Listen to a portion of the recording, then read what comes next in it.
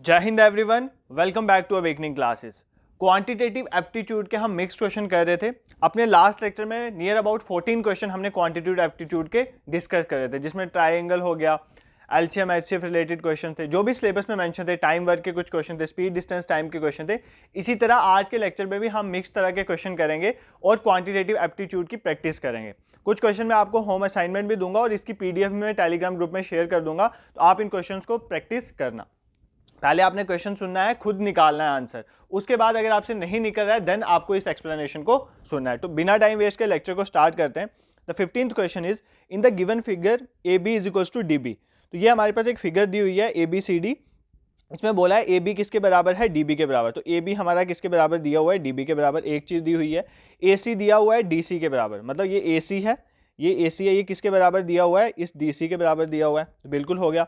If angle A B D is equal to 58 degree, angle A B D कौन सा angle है, ये पूरा एंगल। ए बी डी मतलब ये पूरा एंगल, ध्यान से सुनना, ए बी डी कौन सा एंगल है, ये पूरा एंगल हमें कितना दिया हुआ है, 58 degree. And angle D B C कौन सा आ गया, ये डी, ये बी और सी, तो डी बी सी ये छोटा एंगल आ गया, ये दिया हुआ है 2x-4। Angle A C B मतलब ये ऊपर वाला एंगल कितना दिया हमें, y+15। और एंगल डी सी बी कौन सा आ गया, डी सी बी, ये नीचे वाला एंगल, ये नीचे वाला एंगल कितना दिया हुआ है, ये 63 डिग्री दिया हुआ है। कितना है ये, 63 डिग्री दिया हुआ है। हमें क्या पूछा है, then the value of 2x+5y। तो हमें 2x+5y की वैल्यू निकालनी है। मैंने अपने लास्ट लेक्चर में आपको सिमिलरिटी और कॉन्ग्रुएंसी बताया था। मैंने आपको बोला था कि जब दो ट्राइंगल्स को हमें सॉल्व करना हो क्वेश्चन, अगर हम किन्हीं दो ट्राइंगल्स को कॉन्ग्रुएंट प्रूव कर दें तो उनके एंगल्स जो हैं करस्पॉन्डिंग वो इक्वल हो जाते हैं और साइड्स भी इक्वल हो जाती हैं। इसी तरह अगर हम सिमिलर प्रूव कर लें तो उनकी रेशियो साइड की इक्वल हो जाती है और एंगल इक्वल हो जाते हैं। ठीक है, तो यहाँ पर भी मैं कॉन्ग्रुएंसी रूल लगा के इस क्वेश्चन को सॉल्व करूंगा। तो पहले आप खुद ट्राई करें, देन एक्सप्लेनेशन को सुने। देखो, अगर मैं ये दो ट्राइंगल ले लूँ, एक ट्राइंगल में ले रहा हूँ ए बी सी, ये ऊपर वाली ट्राइंगल ले रहा हूँ, और एक में ट्राइंगल ले रहा हूँ डी बी सी, नीचे वाली ट्राइंगल। ठीक है, इन दो ट्राइंगल्स में देखो उन्होंने दिया हुआ है ए बी किसके बराबर है, बी डी के बराबर। ए बी किसके बराबर दिया हुआ है, बी डी के बराबर दिया हुआ है। एक चीज तो ये दी हुई है। दूसरा ए सी किसके बराबर दिया हुआ है, डी सी के बराबर। ए सी किसके बराबर दिया हुआ है, डी सी के बराबर। तीसरा ये देखो, ये वाली जो साइड है बी सी, ये दोनों में कॉमन है, तो मतलब दोनों में कॉमन साइड है तो इक्वल ही है ना, तो बी सी किसके बराबर, बी सी के बराबर। तो देखो, अगर आप यहाँ पर, मैंने आपको कॉन्ग्रुएंसी रूल पढ़ाया था, S A, S S, R H S. तो एस एस एस मतलब तीनों साइड्स जो हैं इक्वल हैं, तो ये S S S congruency rule से ये दोनों ट्राइंगल ए बी सी और ट्राइंगल डी बी सी क्या हो जाएंगी, कॉन्ग्रुएंट हो जाएंगी। ठीक है, यहाँ तक तो आपको समझ आ गया। अगर अब ट्राइंगल्स, ध्यान सुनो, अगर ट्राइंगल कॉन्ग्रुएंट है इसका मतलब इनके एंगल्स भी करस्पॉन्डिंग इक्वल है। इसका मतलब ये एंगल इसके बराबर हो जाएगा, ये वाला एंगल, ये ऊपर वाला एंगल नीचे वाले एंगल के बराबर हो जाएगा, ये ऊपर वाला एंगल नीचे वाले एंगल के बराबर हो जाएगा। ठीक है, अगर आपको इतना समझ आ गया तो क्वेश्चन करने में कोई दिक्कत नहीं आएगी। देखो देखो, ये वाला पहले ये देखते हैं, ये ऊपर वाला एंगल क्या है, y+15 और नीचे वाला एंगल क्या है, 63। इसका मतलब हमारा y+15 किसके बराबर हो जाएगा, 63 के बराबर। तो इधर से y की वैल्यू निकाल लेते हैं। तो y कितना आ गया, क्योंकि हमें 2x+5y निकालना है तो हमें x और y चाहिए, तो y आ गया 63 - 15। तो 63 - 15 कितना होता है, 48। अगर आपको कॉन्ग्रुएंसी और सिमिलरिटी रूल आते थे तो ये क्वेश्चन निकालना बिल्कुल भी डिफिकल्ट नहीं था। अब नेक्स्ट देखो, ये 2x - y किसके बराबर हो जाएगा, ये ऊपर वाले एंगल के किसके बराबर हो जाएगा, ये ऊपर वाला। बट ये ऊपर वाला एंगल तो हमें दिया नहीं हुआ है, हमें ये पूरा एंगल दिया हुआ है। क्या दिया हुआ है, ये पूरा एंगल। ये पूरा एंगल कितना है, 58 डिग्री। तो इसका आधा ऊपर वाला कितना हो जाएगा, पूरा एंगल अगर 58 डिग्री है, ये दोनों एंगल्स इक्वल हैं, तो 50 पूरा एंगल 58 डिग्री है, तो उसका आधा कितना हो जाएगा, उसका आधा हो जाएगा ऊपर वाला एंगल। तो हमारा 2x-4 जो है नीचे वाला एंगल, वो किसके बराबर हो जाएगा, ऊपर वाला एंगल। ऊपर वाला एंगल क्या है, 58 का आधा, 58 का आधा मतलब 29। तो 2x - 4 किसके बराबर हो जाएगा, 29। तो यहाँ से मैं 2x निकाल लेता हूँ, 2x हो जाएगा 29 + 4 कितना हो जाएगा, 33। तो हमारे पास 2x निकल गया 33 और y की वैल्यू भी हमें पता चल गई। इस इक्वेशन में पुट कर लो, आंसर निकल जाएगा। 2x की जगह क्या आ जाएगा यहाँ पर, 33 + 5 × y कितना निकला आपका, 48। ठीक है, y कितना निकला, 48। तो बस हो गया क्वेश्चन, इसको सॉल्व कर लो। इसको सिंपली सॉल्व करना है। 8 5 40, 4 कैरी, 5 4 20 और 4 कितना हो गया, 24। तो ये आ गया 240 + 33, तो ये कितना आ गया, 273। इस क्वेश्चन का आंसर आ गया। ठीक है, इस क्वेश्चन का आंसर क्या, ऑप्शन ए 273। तो हमें अगर ट्राइंगल्स में ऐसे क्वेश्चन आए जहां पर हमें एंगल निकालना हो या कुछ साइड्स निकालनी हो, तो आपको सिंपली क्या करना है, उसमें सिमिलरिटी या कॉन्ग्रुएंसी रूल लगा के देखना है। अगर वो सिमिलर या कॉन्ग्रुएंट है वहाँ पे साइड्स और इक्वल्स की करस्पॉन्डिंग प्रॉपर्टीज को यूज करके आप ट्राइंगल के क्वेश्चन को सिंपली सॉल्व कर सकते हो। I hope this question is clear to you. Next question पे मूव करते हैं। सिमिलरिटी का क्वेश्चन डाला है मैंने। If triangle ABC, simple question है, इफ ट्राइंगल एबीसी, एक हमारे पास ट्राइंगल है एबीसी, ध्यान से देखना, ये ट्राइंगल है एबीसी, बोल रहा है ये जो एबीसी ट्राइंगल है ये क्यू आर पी के सिमिलर है, ये सिंबल सिमिलर का होता है, ठीक है, और ये वाला सिंबल कॉन्ग्रुएंट का होता है। तो एबीसी और क्यू आर पी क्या है, आपस में सिमिलर हैं, ठीक है, एबीसी और क्यू आर पी मैं लिख लेता हूँ, ये आपस में क्या है, क्यू आर पी, ये सिमिलर है। और एरिया जो है एबीसी का divided by area of Q R P वो किसके बराबर दिया हुआ है, 9:4, मतलब एरिया जो है एबीसी का divided by area of Q R P, ये जो है क्यू आर पी, इनका एरिया की रेशो कितनी दी हुई है, 9:4। ए बी दिया हुआ है हमें कितना, 18, बी सी दिया हुआ हमें 15, हमें क्या निकालना है, पी आर, मतलब हमें ये निकालना है, ठीक है। अब देखो ध्यान से देखो, यहाँ पर ध्यान से देखो, मैंने आपको जब सिमिलरिटी पढ़ाया था मैंने आपको बोला था अगर दो ट्राइंगल सिमिलर हो जाती हैं तो क्या क्या प्रॉपर्टीज होती हैं। एक, तो उनकी करस्पॉन्डिंग साइड्स की रेशियो जो है वो इक्वल हो जाती है। सेकंड, उनके एंगल्स करस्पॉन्डिंग इक्वल हो जाते हैं, ए क्यू के बराबर हो जाएगा, बी आर के बराबर। बट एक तीसरी प्रॉपर्टी बताई थी, उनके जो एरिया की रेशियो होगी वो किसके बराबर हो जाएगी, उनकी साइड के रेशियो के स्क्वायर, मतलब area A B C by Q R P किसके बराबर हो जाएगा, A B by Q R का square, B C by R P का स्क्वायर, ठीक है, ऐसे मैंने आपको बताया था। हमें क्वेश्चन में क्या निकालने के लिए बोल रहा है, पी आर निकालने के लिए बोल रहा है। तो हम क्या करेंगे, इन दोनों साइड की रेशियो का स्क्वायर ले लेंगे, क्योंकि ये सिमिलरिटी की प्रॉपर्टी है कि अगर दो ट्राइंगल सिमिलर हो जाते हैं उनके एरिया की रेशियो क्या हो जाती है, उनकी करस्पॉन्डिंग साइड की रेशियो का स्क्वायर। इसका मतलब ये किसके बराबर हो जाएगा, B C by R P का स्क्वायर, ठीक है, आर पी निकालना है हमें, पी आर पी सेम है, तो B C by R P का स्क्वायर। ये सिमिलरिटी की प्रॉपर्टी है, मैंने आपको कल बताई थी लास्ट लेक्चर में कि जब भी ट्राइंगल सिमिलर हो उनकी एरिया की रेशियो क्या होती है, करस्पॉन्डिंग साइड की रेशियो का स्क्वायर कर देना है, ठीक है। हमें पी आर चाहिए, तो बी सी हमें पता है, बी सी कितना है, बी सी डाल दो यहाँ पर 15 डिवाइडेड बाय आर पी लिखो या पी आर का स्क्वायर हो जाएगा, ठीक है। अब देखो यहाँ पर हमें पी आर चाहिए, स्क्वायर है, स्क्वायर इस तरफ जाके रूट हो जाएगा, स्क्वायर इस तरफ जाके क्या हो जाएगा, रूट हो जाएगा, ठीक है। तो 9 रूट कितना होता है, 3 3 = 9 और 2 2 = 4, तो इसका आंसर क्या आ जाएगा, 3/2। 3/2 किसके बराबर आ गया, 15 पी आर के बराबर। हमें क्या चाहिए, पी आर, तो पी आर को इधर ले जाओ, ठीक है, पी आर किसके बराबर हो गया, 15 × 2/3। आई होप ये सिंपल कैलकुलेशन करनी आपको आती है। 3 5 = 15 और 5 2 = 10, इसका मतलब आपकी पी आर कितनी आ गई, 10 सेंटीमीटर। तो आपको अगर ये फॉर्मूला आता था कि दो ट्राइंगल सिमिलर हैं तो उनकी एरिया की रेशियो उनकी करस्पॉन्डिंग साइड की रेशियो के स्क्वायर के बराबर होती है, तो आप इस क्वेश्चन को इजीली कर सकते थे, इसमें कोई भी डिफिकल्टी नहीं थी। तो मैंने एरिया की रेशियो ली is equals to corresponding side की रेशियो का स्क्वायर ले लिया, वहां से आपने पी आर को फाइंड कर लिया सिंपली। उसके बाद सॉल्व भी करा, एरिया की रेशियो दी हुई थी, ये स्क्वायर इधर जाके रूट बन जाता, 9 का रूट 3, 4 का रूट 2, 3/2 आ गया। सिंपली इसको इक्वेशन को सॉल्व करना, ये सब आपको आता है, ठीक है। आई होप ये सिमिलरिटी का क्वेश्चन आपको आ गया। बहुत सिंपल क्वेश्चन मैंने आपको होमवर्क के लिए यहाँ पर डाल दिया, ये बहुत सिंपल है, सेम है सिमिलरिटी बाय रूल में। दो ट्राइंगल सिमिलर दी हुई हैं, ये देखो सिमिलर दी हुई हैं, बी सी ई एफ दिया हुआ है, मतलब करस्पॉन्डिंग साइड्स जो हैं वो दी हुई हैं आपको, और एरिया एक ट्राइंगल का दिया हुआ है, दूसरे का निकालना है। भाई सिंपल है, area of triangle A B C divided by area of triangle D E F, वो क्या हो जाएगा, इन दोनों का square, B C by E F का स्क्वायर। तो बी सी आपको दिया है 4, ई एफ दिया हुआ है 5, इसका स्क्वायर हो जाएगा। यहाँ पर भी आपको एरिया ए बी सी दिया हुआ है 80, तो ये आपको एरिया डी ई एफ निकालना है। तो क्या मुश्किल है इसमें, इसी तरह के क्वेश्चन एग्जाम में आते हैं, तो बस इसको सॉल्व करना है।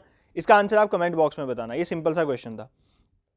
नेक्स्ट क्वेश्चन पे मूव करते हैं। हाँ, ये मीडियन का क्वेश्चन है, ये थोड़ा टिपिकल बनाने के लिए आ सकता है, इसमें एक प्रॉपर्टी आपको याद रखनी है, तो मैंने सोचा आपको बता देता हूँ। इन अ ट्राइंगल ए बी सी, एक ट्राइंगल है हमारे पास ए बी सी, तो मैं ट्राइंगल ड्रा कर देता हूँ पहले। एक ट्राइंगल है हमारे पास ए बी सी करके, एक ट्राइंगल है, उसमें बोल रहा है बी ई जो है, बी ई वो मीडियन, बी ई मीडियन है, ठीक है, बी ई क्या है, मीडियन है जो इंटरसेक्ट करता है ए सी एट ई। बी ई कोई मीडियन है जो इंटरसेक्ट कर रहा है ए सी को, कौन से पॉइंट में, ई में इंटरसेक्ट कर रहा है, ठीक है। तो बी ई एक मीडियन है जो इंटरसेक्ट कर रहा है ए सी को ई में, उसी के अकॉर्डिंग मैंने ट्राइंगल बना दी। अगर बी जी 12 सेंटीमीटर है, बी जी 12 है, बी जी है क्या अभी नहीं पता, बी जी 12 सेंटीमीटर है, where G is the centroid, G क्या है, सेंट्रॉइड। देखो आपको सेंट्रॉइड पता होना चाहिए क्या, जो भी मीडियंस होते हैं ट्राइंगल के, वो जिस पॉइंट पर इंटरसेक्ट करते हैं उसको बोलते हैं सेंट्रॉइड। फॉर एग्जांपल में देखो ना, यहां से एक मीडियन आ रहा होगा, एक मीडियन यहाँ से आ रहा होगा, ये मीडियन जहाँ पर इंटरसेक्ट करेंगे उस पॉइंट को बोलते हैं हम सेंट्रॉइड। तो मैं मान लेता हूँ ये सेंट्रॉइड है, ठीक है, ये बीजी क्या है, हमारा सेंट्रॉइड है, ठीक है, जी क्या है, सेंट्रॉइड है। और ये बीजी हमें दिया हुआ है कितना, 12 सेंटीमीटर, मतलब बी से लेकर जी तक की लेंथ जो है, ये वाली लेंथ हमें दी हुई है कितनी, 12 सेंटीमीटर। हमें बोल क्या रहा है, हमें पूरी ये लेंथ निकालनी है, मतलब हमें बी को फाइंड करना है, बी ही हमें फाइंड करना है, और बीजी हमें कितना दिया हुआ है, 12 सेंटीमीटर, ठीक है। अभी आप ये क्वेश्चन पहले खुद ट्राई करो, अगर आपने सेंट्रॉइड का कंसेप्ट पढ़ा हुआ है, अगर नहीं पढ़ा हुआ है तो 2 सेकंड लगेंगे इस क्वेश्चन को करवाने में। एक चीज आपने याद, पहले तो आपको सेंट्रॉइड समझ आ गया, सेंट्रॉइड वो पॉइंट होता है जहां पर सभी ट्राइंगल्स के मीडियन इंटरसेक्ट करते हैं, ठीक है। जैसे ये वाला, इसका भी मीडियन यहां से आ जाए, इसका भी मीडियन यहां से आ जाए, जहां पर ये इंटरसेक्ट करते हैं उसको बोलते हैं सेंट्रॉइड। अब इसका एक ही क्वेश्चन पूछा जाता है और एक ही तरीका है इस क्वेश्चन को करने का, वो क्या है, ये जो सेंट्रॉइड होता है ना, सेंट्रॉइड वो किसी भी मीडियन को डिवाइड करता है, कौन सी रेशियो में, 2:1 रेशियो में। कौन सी रेशियो में डिवाइड करता है, 2:1 रेशियो, मतलब यहां से यहां तक इस पूरी लाइन का दो हिस्से होंगे और यहां से यहां तक एक ही हिस्सा होगा, ठीक है। तो ये कौन सी रेशियो में डिवाइड करता है, इस सेंट्रॉइड, ध्यान से सुनो, सेंट्रॉइड किसी भी मीडियन को 2:1 रेशियो में डिवाइड करता है, ये आपको याद रखना है, ठीक है। बस इसी प्रॉपर्टी का यूज करके हम आंसर को निकाल दें, कौन सी रेशियो में डिवाइड करता है, 2:1 रेशियो में। अब देखो यहां पर ये, लेकिन ये जो 2 रेशियो है आपकी बीजी, ये तो आपको दी हुई है 12 सेंटीमीटर, तो ये आपकी 2 रेशियो आपको कितनी दी हुई है, 12 सेंटीमीटर। इसका मतलब एक रेशियो किसके बराबर आ जाए, अगर 2 रेशियो 12 के बराबर है तो एक रेशियो किसके बराबर आ जाएगी, 6 सेंटीमीटर के बराबर। आप x लेके भी कर सकते हो, 2x is equal to 12 centimetre, तो x आ जाएगा आपका 12/2 6 सेंटीमीटर। तो मैं डायरेक्टली बता रहा हूँ, रेशियो के क्वेश्चन इसी तरह से करते हैं हम। तो 2 हमारी रेशियो 12 सेंटीमीटर के बराबर थी, एक रेशियो किसके बराबर आ गई, 6 सेंटीमीटर के बराबर। तो मतलब यहां से यहां तक जो एक रेशियो है, एक रेशियो जो है हमारी वो कितनी है, 6 सेंटीमीटर। अब हमें निकालना है टोटल बी, टोटल बी कितना है, यहां से यहां तक बी से जी तक 2 रेशियो है और जी से ई तक 1 रेशियो है, तो टोटल रेशियो कितनी होगी, 2 + 1 3। अगर आपकी एक रेशियो 6 के बराबर है तो 3 रेशियो किसके बराबर हो जाएगा, 3 × 6, तो 3 रेशियो आपका किसके बराबर हो जाएगा, 18 सेंटीमीटर के बराबर। इसका मतलब आपकी बी की लेंथ कितनी हो जाएगी, 18 सेंटीमीटर। आई होप ये क्वेश्चन आपको समझ आया होगा, सेंट्रॉइड का क्वेश्चन पूछा जाता है, सिंपल क्वेश्चन है। अगर मीडियन आपको दिया था, इंटरसेक्ट करा था AC को E में, G सेंट्रॉइड दिया हुआ है, तो जो भी सेंट्रॉइड है वो किसी मीडियन को 2:1 रेशियो में डिवाइड करता है।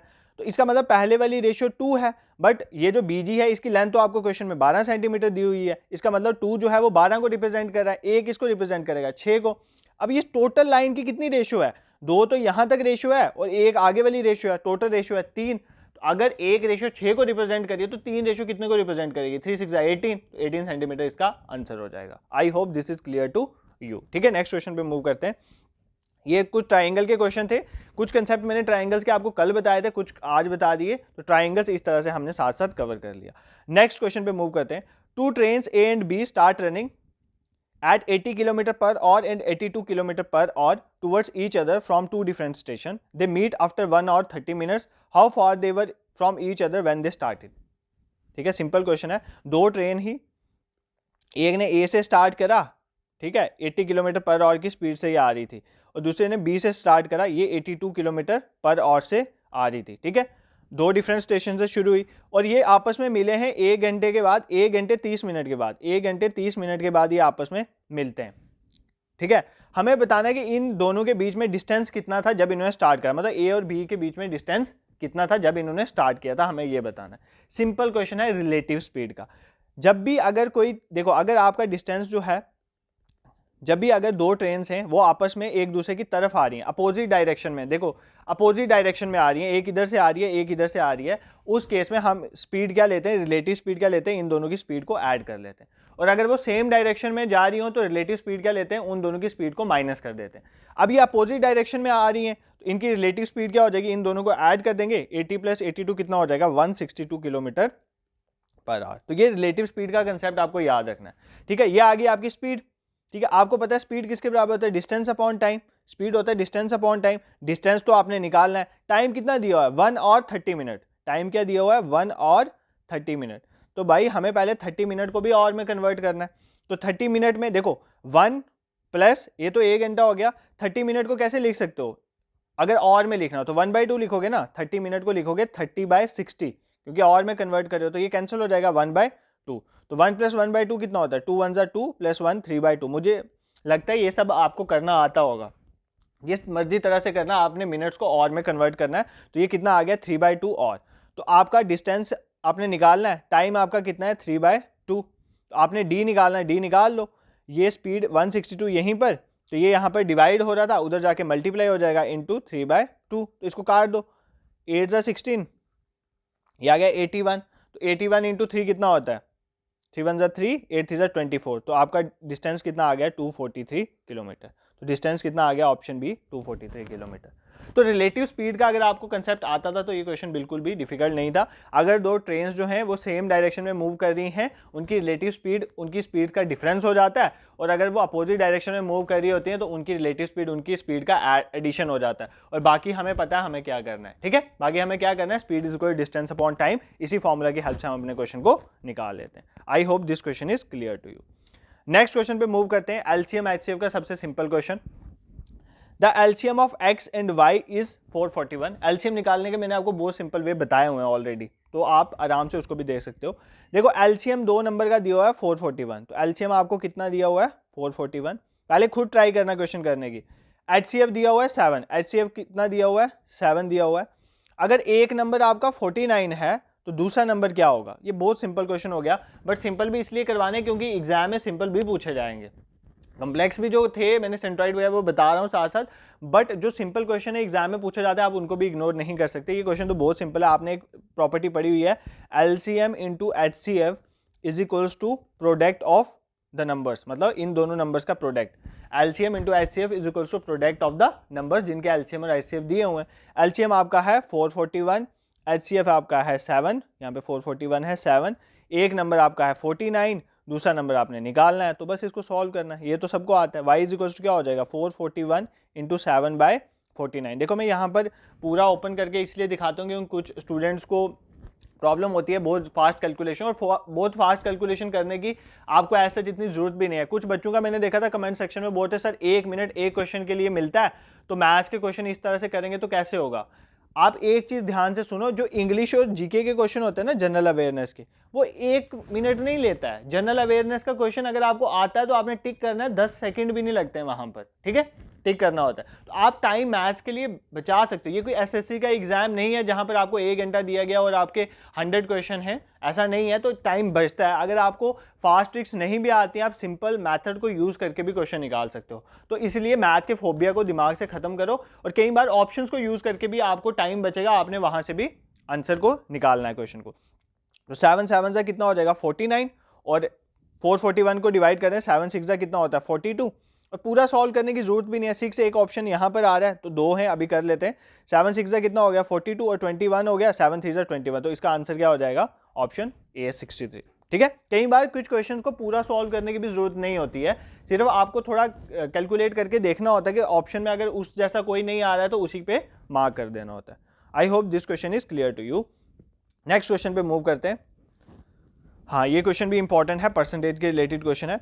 If the price of an article is first increase by 25%। इस क्वेश्चन को करने के 1000 तरीके हैं, मैं आपको बताऊंगा सिंपल। परसेंटेज का कोई भी क्वेश्चन आए, इनिशियली 100 सिलेक्ट करो और आंसर निकालो, बस ज़्यादा सोचना ही नहीं, फॉर्मूला तो पढ़ना ही नहीं। 100 सिलेक्ट करो इनिशियल किसी चीज़ को, 100 लेके, क्योंकि 100 का परसेंटेज निकालना ईजी होता है, तो बस फिर आगे कैलकुलेशन करो। अगर किसी आर्टिकल का प्राइस पहले 25% इंक्रीज होता है, later the price was decrease by 30%, पहले 25% इंक्रीज हुआ, बाद में 30% डिक्रीज हुआ क्योंकि सेल कम होगी। Find the net percentage change in the final price of the article. हमने नेट परसेंटेज चेंज निकालना है, परसेंटेज चेंज निकालना है, मतलब वो इंक्रीज भी हो सकता है डिक्रीज भी हो सकता है, हमें बताना है।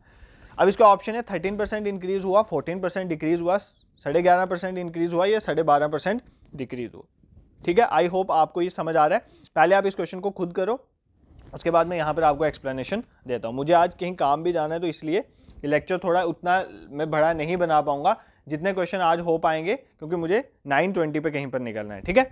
अब देखो यहाँ पर अगर हम देखें इस क्वेश्चन को ध्यान से, तो पहले एक आर्टिकल के प्राइस को इंक्रीज किया जा रहा है 25%। तो मान लेते हैं हमारा इनिशियल प्राइस, मैंने आपको बोला परसेंटेज का कोई भी क्वेश्चन आए, इनिशियल आप कितना मान लो, इनिशियल मान लो आप 100, तो पहला आपने कितना मान लिया 100 मान लिया, इनिशियल आपने कितना मान लिया 100। अब कह रहा है कि पहले उसके प्राइस को इंक्रीज किया 25%, क्योंकि 100 का 25% निकालना ईजी है, तो 25% 100 का क्या होता है, 25% का मतलब होता है 25/100 इंटू 100 कितना हो जाएगा 25, ठीक है, इसका मतलब अब कितना हो गया, अब हो गया 125, पहले था 100, 25% इंक्रीज करने के बाद अब कितना हो गया 125। अब क्या बोल रहा है, later on the price were decrease by 30%।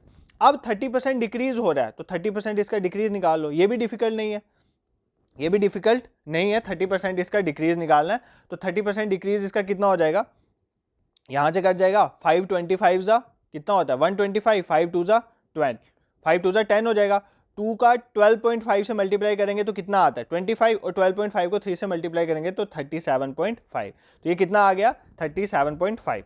देखो अब हम क्या बोल रहा था, प्राइस ऑफ एन आर्टिकल पहले इंक्रीज हुआ 25% तो 125 आ गया, फिर डिक्रीज हुआ 30% तो कितना आ गया 37.5। अब कह रहा है मतलब इतना डिक्रीज हुआ है, 37.5 डिक्रीज हुआ है, तो था कितना 125, इसमें से कितना डिक्रीज हुआ 37.5, तो 125 से 37.5 माइनस करेंगे तो कितना आ जाएगा 87.5, कितना आ जाएगा 87.5। अब क्वेश्चन में पूछ रहा है, वो देखो क्वेश्चन में क्या पूछा है, find the net percentage change in the final price of the article. Final price of the article में नेट परसेंटेज चेंज कितना हुआ है, इनिशियल कितना लिया था 100, फाइनल कितना निकला है 87.5, तो कितना चेंज हुआ है 12.5, 12.5 कम हुआ है या बढ़ा है, कम हुआ है, तो 12.5% क्या हुआ है डिक्रीज हुआ है, तो इसका आंसर हो जाएगा ऑप्शन डी 12.5% डिक्रीज। सिंपल था क्वेश्चन। देखो इसके फॉर्मूलाज भी हैं, बट फॉर्मूलाज पढ़ने क्यों हैं, जब जो क्वेश्चन में पूछा है वो अप्लाई करो, आंसर निकालो। इनिशियल प्राइस ले लिया हमने 100, पहले उसने बोला 25% इंक्रीज, तो हमने इंक्रीज करके 125 हो गया, फिर उसने बोला डिक्रीज हुआ 30%, तो 30% 125 का डिक्रीज किया तो 37.5, ठीक है, तो डिक्रीज कर रहे हैं तो 125 में से माइनस कर देंगे, कितना बचा 87.5। आप पूछा नेट चेंज कितना हुआ है, इनिशियल था 100 और इतना सारा प्रोसेस करने के बाद कितना बचा 87.5, तो कितना डिक्रीज हुआ 12.5%। तो सिंपल क्वेश्चन था ये, I hope this is clear to you. Next question पे मूव करते हैं। हाउ मच परसेंटेज, ध्यान से देखना इस क्वेश्चन को, how much percentage should a racer increase speed to reduce the time by 20% to cover a fixed distance. देखो यहाँ पर एक रेसर है, उसने मान लेते हैं यहाँ से ए से बी में जाना है, ठीक है, ए पॉइंट से बी पॉइंट में जाना है, किसी रेसर ने ए से बी में जाना है।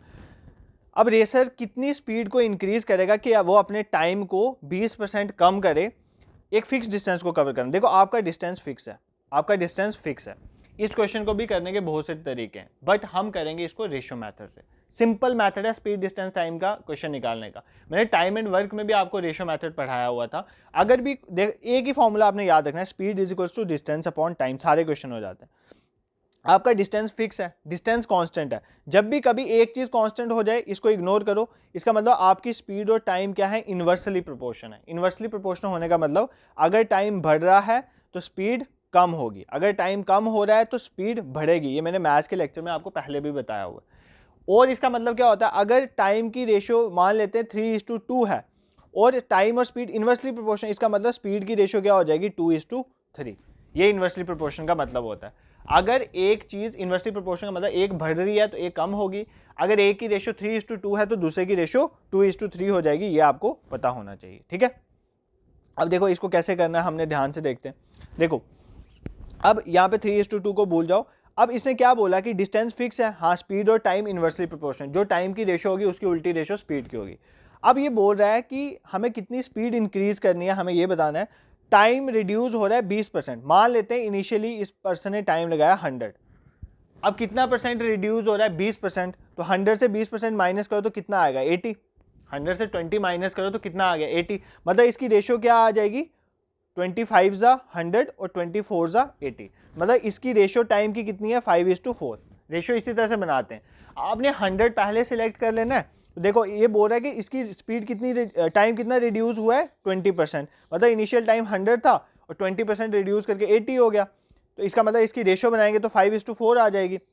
अब ये इन्वर्सली प्रोपोर्शन है, क्योंकि टाइम डिस्टेंस कांस्टेंट है तो स्पीड और टाइम क्या इन्वर्सली प्रोपोर्शन। इसका मतलब जो टाइम की रेशियो होगी उसका उल्टा स्पीड की रेशियो होगी, तो स्पीड की रेशियो क्या हो जाएगी 4:5, ठीक है। स्पीड की रेशियो क्या हो जाएगी 4:5। अब क्या पूछ रहा है, अब ये पूछ रहा है what percentage should a racer increase speed, कितनी रेसर की स्पीड इंक्रीज हो रही है। तो देखो रेसर की इनिशियल स्पीड कितनी थी 4, अब कितनी होगी 5, तो कितनी इंक्रीज हुई 1। इनिशियल कितनी थी, जब भी कभी रेशियो निकालना हो इसी तरह से निकालते हैं, ध्यान से देखो फ्रैक्शन कैसे बनाते हैं। इनिशियल थी इसकी 4 और फाइनल कितनी होगी 5, तो कितनी इंक्रीज हुई 1 का इंक्रीज हुआ। कितने से इंक्रीज हुआ, 4 से इंक्रीज हुआ। अब इसको परसेंटेज में लेना है तो इसको 100 से मल्टीप्लाई कर देंगे, 100 से मल्टीप्लाई करते हैं तो परसेंटेज निकल जाता है।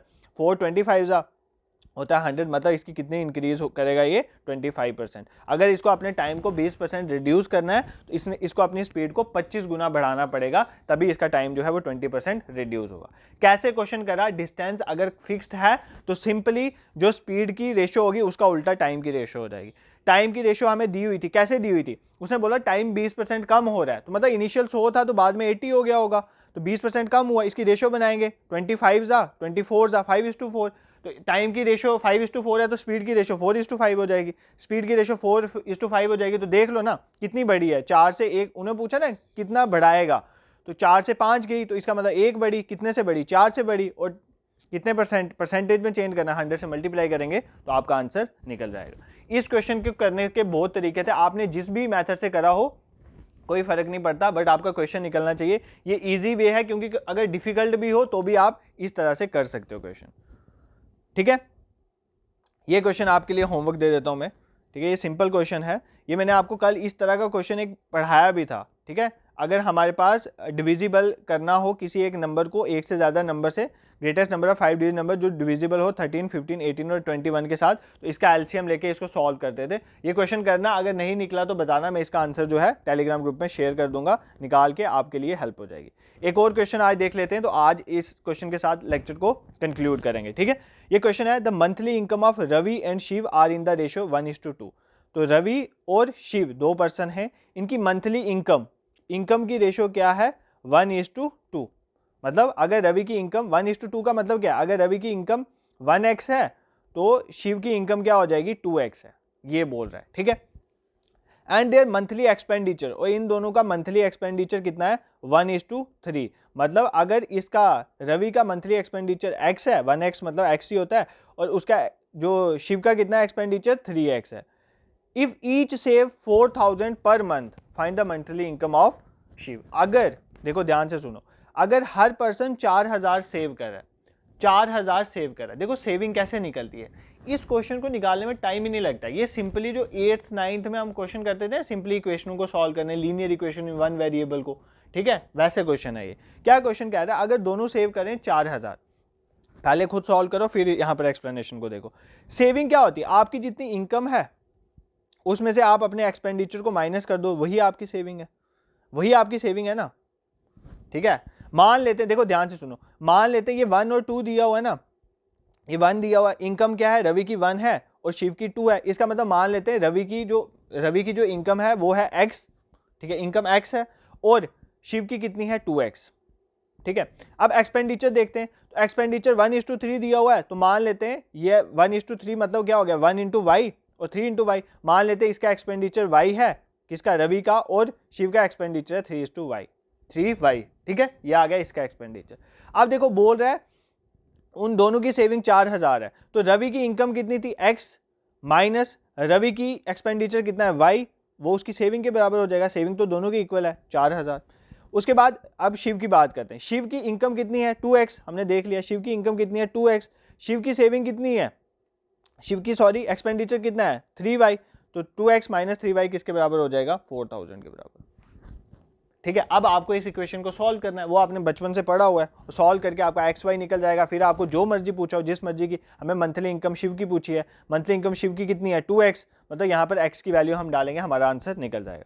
तो क्या करेंगे, इसको सॉल्व करने का सिंपल तरीका, इस ऊपर वाली इक्वेशन को 3 से मल्टीप्लाई कर दो। ठीक है, ऊपर वाली इक्वेशन को 3 से मल्टीप्लाई, ये कितना हो जाएगा, 3x, ध्यान से देखना, ये हो जाएगा 3y, ठीक है, और ये हो जाएगा 4 3 12,000।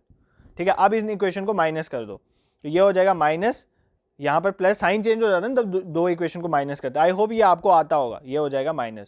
अब देखो ये माइनस 3y है, ये प्लस 3y है, ये कैंसिल, ये 3x है, ये माइनस 2x है, 3x माइनस 2x मतलब क्या बचा हमारे पास, यहाँ पर बचा हमारे पास x, इस तरफ हमारा x बच गया, इज इक्वल्स टू ये 12000, इसमें से 4000 माइनस हो रहा है तो कितना बचा, 8000। इसका मतलब x की वैल्यू क्या बची, 8000। हमें क्या पूछा है, मंथली इनकम ऑफ शिव, तो शिव की मंथली इनकम कितनी है, 2x, x 8,000 है तो 2x कितना हो जाएगा 16,000। इसका मतलब शिव की मंथली इनकम कितनी है 16,000। आई होप ये इक्वेशन सॉल्व करना आपको आता होगा। सिंपल इक्वेशन सॉल्व करनी थी।